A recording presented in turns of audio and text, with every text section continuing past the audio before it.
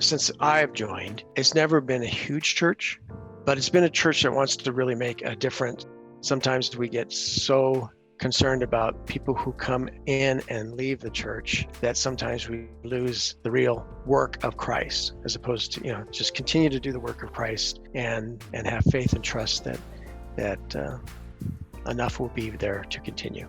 They found themselves continually shrinking and until finally they applied to become part of the ELCA redevelopment program and were approved. And so that's what we've been doing, is we've been taking this journey together in redevelopment, figuring out how can we be church in this time and place in Flagstaff that is true to ourselves but also meets the people here in Flagstaff where they are. And overwhelmingly, it became clear that for Living Christ, doing an outreach to the LGBTQ plus community here in Flagstaff it's in some sense sort of our niche, but it was our calling. No other church was doing that.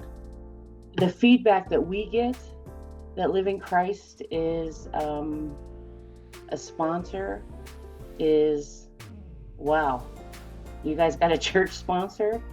And we're like, yeah. And they believe in the community and they want to kind of try and help right some of the wrongs that have been done over the years, try and comfort people that, that it's okay. You're not going to come back and say, oh, we're welcoming. Oh, but not you. I remember one of the first things I said, I was like, well, my name's Amanda. I'm from Arizona and I'm gay. Is that going to be a problem? And they're like, well, and I'm from Oklahoma. So what? I don't care that you're gay. And so that was really cool that it was so nonchalant that they're confused and kind of bewildered that I would even, make such an assertion. But I'd been burned so many times that I just didn't want to take the chance of falling in love with a church and then getting kicked out or whatever because of who I am and who I love.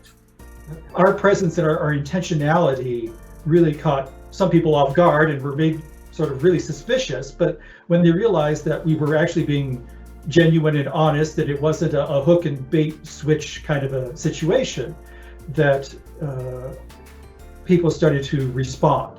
Because that congregation especially is so accepting and loving, it's like family. It makes it easier to feel God's presence or the Holy Spirit or whatever you want to call it.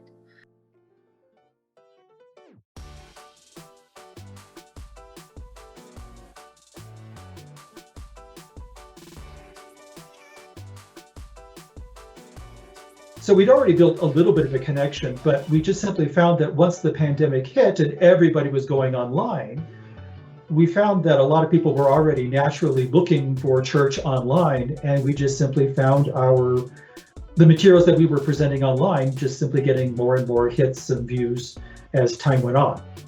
We were initially just getting anywhere from 30 to 40 viewings of the sermons. And then when I put a little more emphasis on the work towards it, when the pandemic started, it was like, okay, we got up to 70 to 100. Then we put a little, just a few dollars behind it. And now we're averaging something like 500 viewings of sermons.